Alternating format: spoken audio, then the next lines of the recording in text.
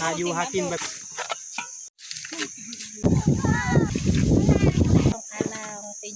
เก็บเห็ดนก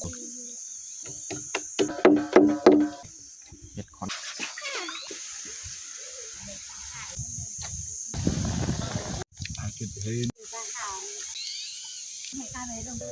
อย่าลืมกดไลค์กดแชร์และกดติดตามเด้อพี่น้องกราบสบายดีเบิร์ดสู่ขู่สู่คนเนาะยินดีตอนรับเขาสู้ซองเบายืงเนาะมื้อนี้กาพาเมียเขาห้วยคือเก่าลงมาฮ้อนคำแต่ว่ามาครั้งนี้แมนเขาจะมาบอนต่างหรือว่าที่ต่างเขาจะบ่ได้ไปบอนมื้อวานนี่แหละบอนนี้นี่คนจะบ่หลายนี่ก็คืออยู่นี้นี่แมนบอนที่เบาเปลือกเพิ่นมักมานอนมีปลา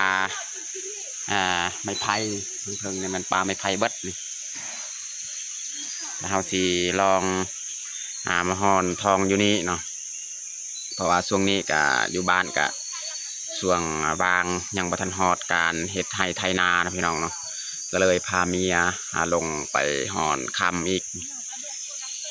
ส่วนเมียแม่นลงแล้วเนาะคุณลงส่วนออกทรายยังเฮาสิขวดก็มาฮอนอยู่หันเลยเนาะ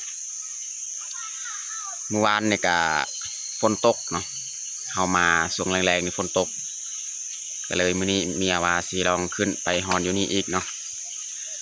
โอเคว่าสิได้หรือบ่ได้กันแต่ทุกคนติดตามเบิ่งกับพวกเฮาได้ยาวๆเลยเบิดสำนี้และทีมงานที่มาอยู่นี่เพราะว่าบอนนี้มันไกลนะไกลจากบอนเฮาไปเมื่อวานนี่แหละอยู่นี่ไกลแห้งเฮามา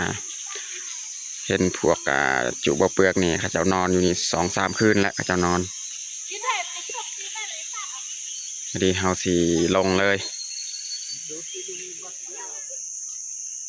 นี่แหละบอนแคมป์ที่บ่เปลือกนอนบอนนี้บอนหนึ่งอีกอยู่หน้าบ่าวนาซาวนี่บอนนี้แหละจุบ่เปลือกหอนคำเมื่อวานต้องได้กดออกขี้ทรายนี่แล้วจึงมาหอนอยู่ลุมมันมีขี้ดินยังมีแฮ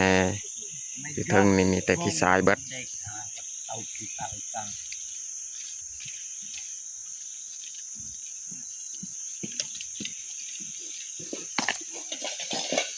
nó được những cái rồi rồi nhớ ăn cái là cô hoặc là ngày ngày rồi chơi về có tầm một tầm đây nó tầm xăm đi có tầm cái đòn có đừng cứ chai lời bạc nó ăn chỉ cái nhật cái này cái chơi chơi xăm đi ăn rồi cái ngày nô cái ngày อันนี้มันคำจุนาซาวนี่นอนเบิ่งคำ tao cả ta rồi tập bằng bên lúc cái bàn canh là nếu chú bon chú pin nô về đụng vào thì nó khum uเล็ดkhumไปบัดไปยมแพ้ไอ้กันกันดัดเท้าโนเบา ไอ้ซองหุ่นพี่น้อง คนตะซองอาลาวตีเยกจักก้อนคำว่าดอกเขามาจ่อตีไงฉันลาวเต่ามาจิ้วแหว เขาเจ้านอนอยู่นี่เนาะ เขาเจ้าฮอนได้คำ 10 mòn à chị nhiều thêm tuần mày chọc cái nệt lâu à chị từ gặp bầu bạn ngày nô từ ngày ra bữa đang chớp chị chú cười bà mèo hay xài tiếng nhạc tiếng ai ô bác nghe to đâu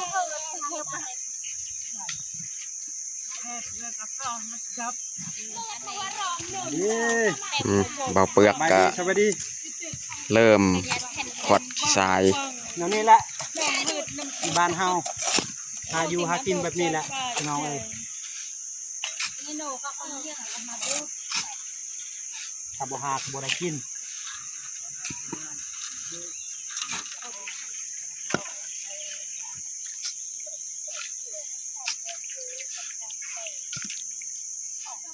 โฆษณาก็อย่างปลาเลย เปลี่ยนกันขวดพี่น้องเนาะเปลี่ยนกันตักทรายออก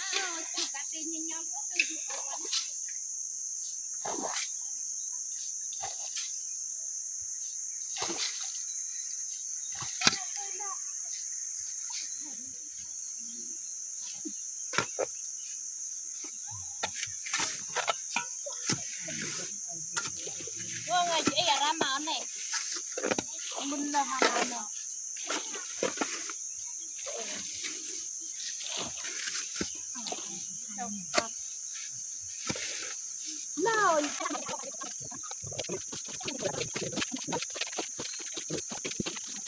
นเราตั้งเงินไปไปตั้งเงินไป นี่แหละยาไข่ยังไม่ทานอะไร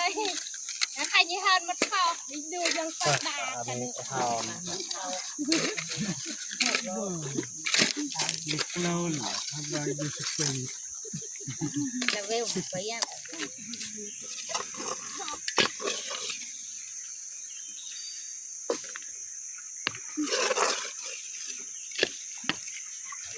เจ้าจอกให้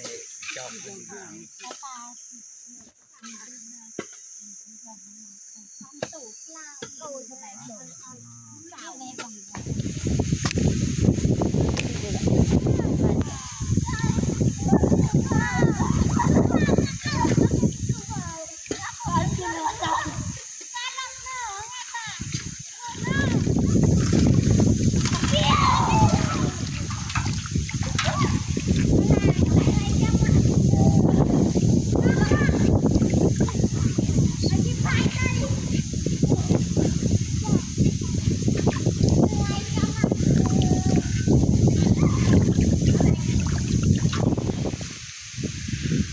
ตอนนี้เฮากาสีผักที่ยังพี่น้องเนาะ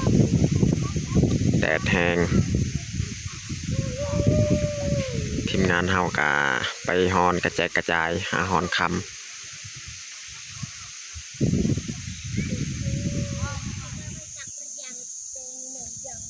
นี่พี่น้องเก็บเห็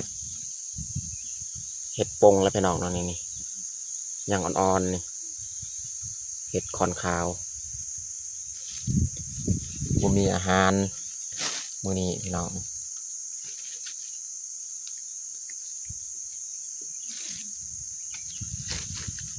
ไก่บ่อนนะหกยูนและเห็ดในปง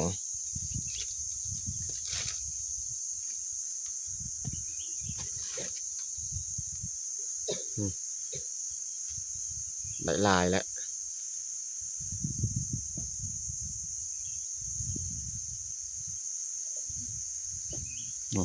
ไก่แคมนี่แหละอาหารที่เขาจะมาเฮ็ดนี่ปลาติทีนแล้วก็นกนี่นกของบ่อเปลือกแล้วก็ปลาตัวนั้นอีกสิเอาไม่ยินลกคนนกก้อนพี่น้องเอาสิเอารวมเลยนกกับปลานำเอารวม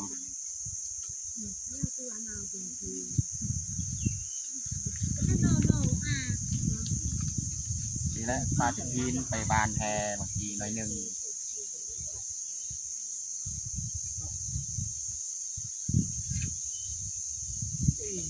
เขาให้เบายืนอาหารเลยมันงานเพิ่นนี่หอดคำ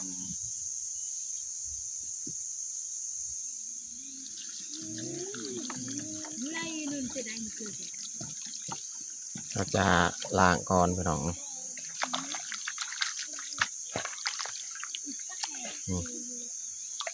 ปลาติทีนแล้วก็นกเห็ดตัวนี้เขาไปล้างแล้วอยู่น้ำห้วยคุณแต่ว่านี่เขาจะเอามาล้างกับน้ำสะอาดอีก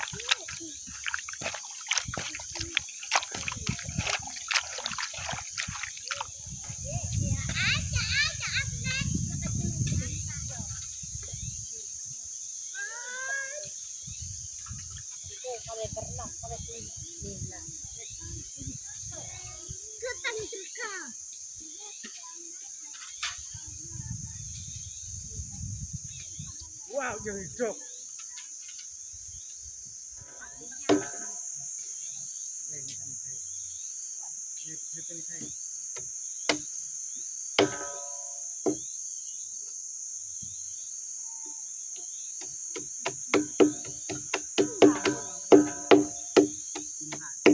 จะพักนก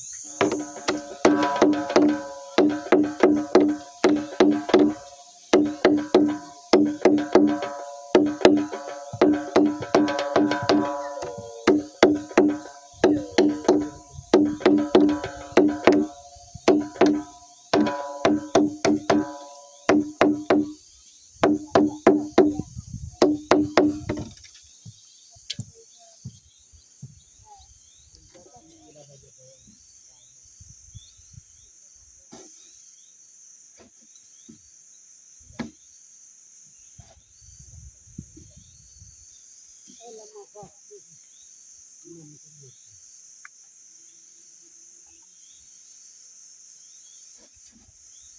ห็ดงามๆพี่น้องนี่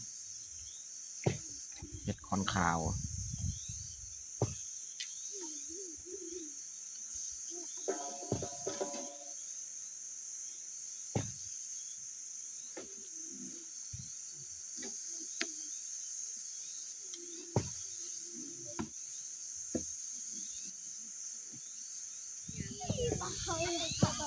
คนเบ็ดชาคนซีซาคนเบ็ดชา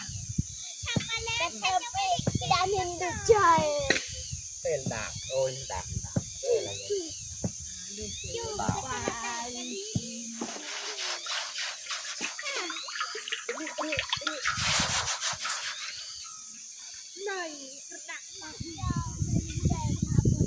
กับปลาแห้งนี่พี่น้อง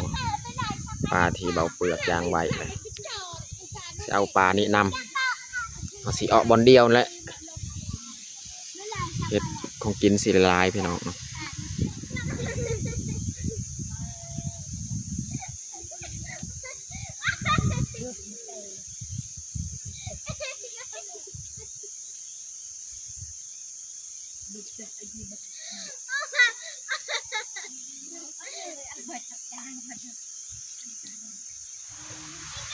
ใส่เกลือ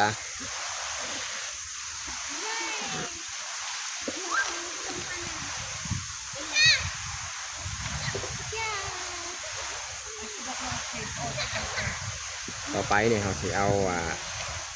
ซีนนกนี่พี่น้องลงก่อนโอ้ลมสิแห้งพี่น้องลม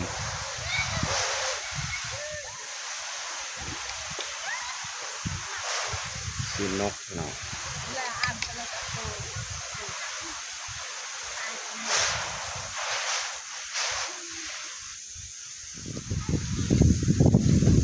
ใส่ปลาอีก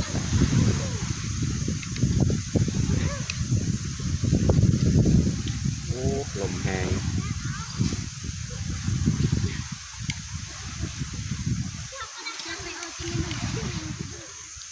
นี่พี่น้องใส่ปลาแห้งอีก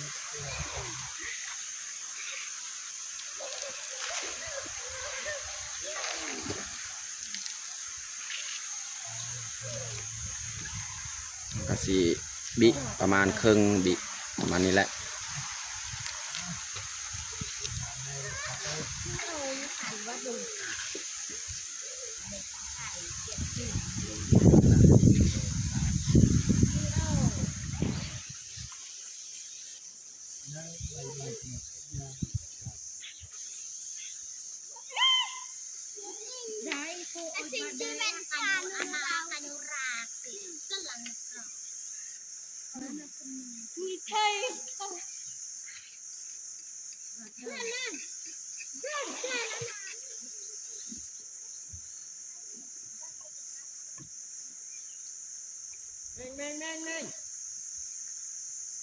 แม่งถ้าเราการเตะจบจะโดนเปล่า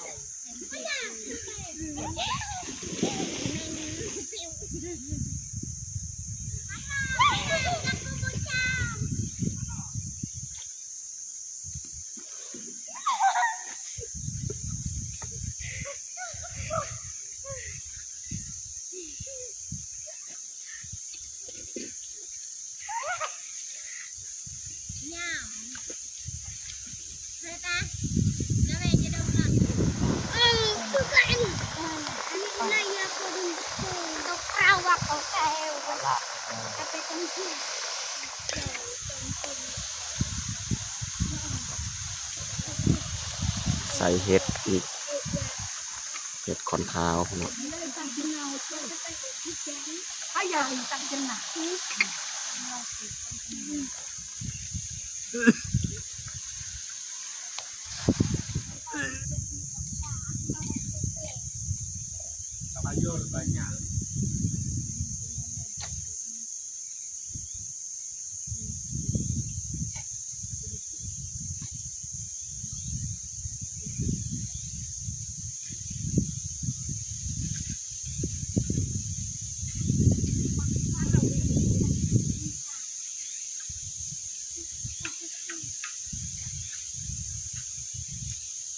ยาไม่ได้ใจมันยาไป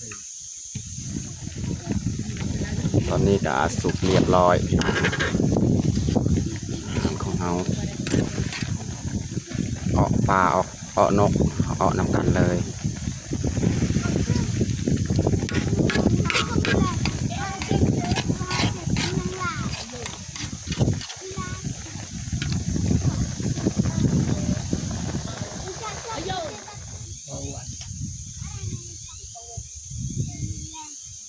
ดาวอยู่ใต้กระจ้า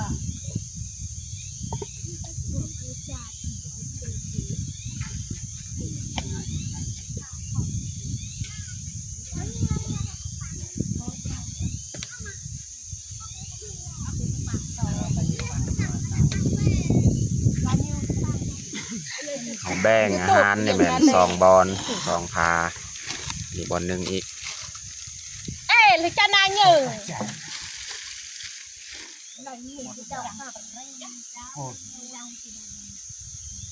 มาพี่น้องมากินข้าวเที่ยงอยู่ห้วยอยู่ปลา มาทุกคน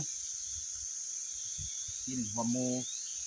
นี่ ห ห ลา ลาย ย ค คน นกินหลายคน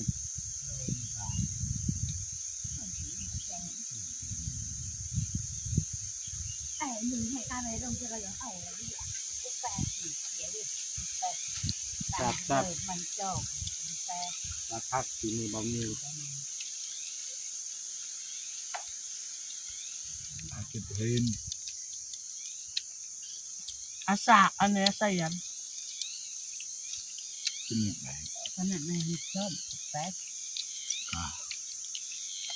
เขาเป็นคนใหญ่เบล เกวะไม่ได้จำกัดจำเลยไอ้คนละแค่ห้านคนด้าน ให้กับอาจารย์เราเป็น บ้านไม่จักเราเอง ตาย จะยืดข มัน นาด เดือดก็เลยด่าก็เลยใจเงินไป เด็ดเราตาเราตกไปมันยืดดาวโย มันจัดเงินเราจะวางอยู่เราก็ แต่แม่ชนะแต่ให้ย้อยกล้องตีบอลเลย บอกเงินเลย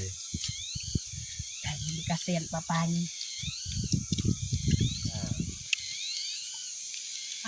น้ำเยอะแตง เนี่ยกันเจนอะไรลองบินหยาบจังจับจังเลยแผ่นใหญ่ก็ยังอร่อยอร่อยจังแหละเจ็บจังยายก็อยากไปเจ็บยายอยากแบบเจ็บยายลุงอยากโกรธอยากเจ็บวันน้อยก็อยากกระดุมคักมาป่า